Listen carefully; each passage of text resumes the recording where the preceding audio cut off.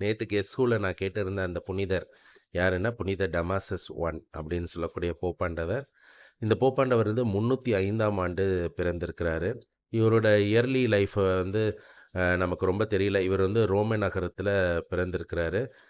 இல்ல ரோமன் நகரம் இல்லன்னா பக்கத்தில இருக்கக்கூடிய இஸ்பானியான்னு சொல்லக்கூடிய இடத்துல பிறந்திருக்கலாம்னு நம்பப்படுது.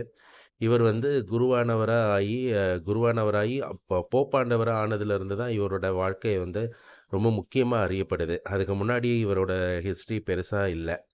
இந்த போப்பாண்டவர் வந்து அ 305 ஆண்டுல பிறந்து வாழ்ந்துட்டுருக்கும்போது, போப்பாண்டவர் லிபேரியஸ்ன்னு சொல்லக்கூடியவர் வந்து 24 செப்டம்பர் 366ஆம் ஆண்டு இறக்குறாரு.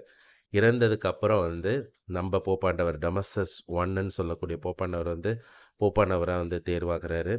இவர் தேர்வாகி பலவிதமான மு அ முன்னேற்றங்கள வந்து திருச்சபையில வந்து கொண்டு வர்றாரு. போப் என்று அழைக்கப்பட்ட முதல் போப்பாண்டவர் வந்து இவர் தான். அதுக்கு முன்னாடி வரைக்கும் பிஷப் ஆஃப் ரோம்ன்னு தான் அவர கூப்பிட்டுட்டு இருந்தாங்க. முதல் முதல் போப்புன்னு அழைக்கப்பட்டவர் வந்து இவர் தான். இவர் 382ஆம் ஆண்டு வந்து கவுன்சில் ஆஃப் ரோம்ன்னு சொல்லக்கூடிய ரோமையோடைய ஒரு கவுன்சில் தொடங்குறாரு. அதில நெறைய நெறைய அ முன் அது மின்ன நெறைய இம்ப்ரூவ்மெண்ட் நெறைய விஷயங்கள வந்து அவங்க அதில ஆராய்ச்சி செஞ்சு முடிவு பண்றாங்க. அதில ஒண்ணு கேனன் லான்னு சொல்லக்கூடிய விஷயங்கள அப்ப இது பண்றாங்க. அதேமாரி திருவிவிலியத்த வந்து தொகுக்கிறத பத்தி முயற்சி பண்றாங்க. அதே மாதிரி வந்து நெறைய இந்த மாரி முன்னேற்றங்கள வந்து இது பண்றாரு. இவர் வந்து புனித ஜெரோம்னு சொல்லக்கூடிய இவரோட டைரக்ட் செக்ரட்டரியா இருந்த ஒரு குருவானவர நியமிச்சு, அந்த அந்த பிற்காலத்தில அவரும் ஒரு புனிதர்.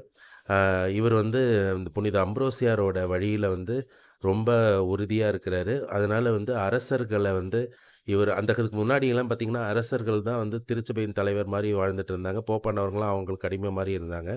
அந்த நிலைய மாத்தி, திருச்சபை தான் பெருசு. அதுக்கப்புறம் தான் அரசர்கள்ன்ற நிலைய கொண்டு வந்தவரு புனித அம்ப்ரோசியார். அவரோட வழியில தான் இவரும் வந்து ஆட்சி செய்றாரு. இவரு உண்டாக்குனது தான் அந்த உல்கேட் பைபிள்ன்னு சொல்லக்கூடிய அந்த பைபிள். அதே மாரி மறைசாட்சிகள வந்து வெளிப்படுத்தினது இவரு தான். தூய ஆவியின் கனிகள வந்து வகுத்தவர் இவரு தான். அந்த தூய ஆவியின் கனிகள் என்னெல்லாம் இருக்கலாம்ன்றத வந்து ஆராய்ச்சி செஞ்சு வகுத்தவர் இவரு தான். அந்த மாரி நெறைய விஷயங்கள வந்து இவரு செய்யப்பட்டிருக்கிறாரு. இப்படிப்பட்ட புனிதர் மேல பலவிதமான குற்றச்சாட்டுகள் சாட்டப்படுது. ஆனா, அவர் எதற்குமே அசரவே இல்ல. கடைசி வரைக்கும் முயற்சி செஞ்சு திருச்சபைய வளர்க்கறத மட்டுமே ஒரு ரீசனா வச்சிருந்து, இவர் வாழ்க்கைய நடத்தி 384ஆம் ஆண்டு இவர் இறக்குறாரு. இவர் வந்து 18 ஆண்டுகள் போப்பானவரா இருக்கிறாரு. இவர பத்தின டீட்டெயில் வீடியோ வந்து நாம பார்க்கலாம். Praise the Lord. இத நெறைய பேருக்கு ஷேர் பண்ணுங்க. சப்ஸ்கிரைப் பண்ண சொல்லுங்க.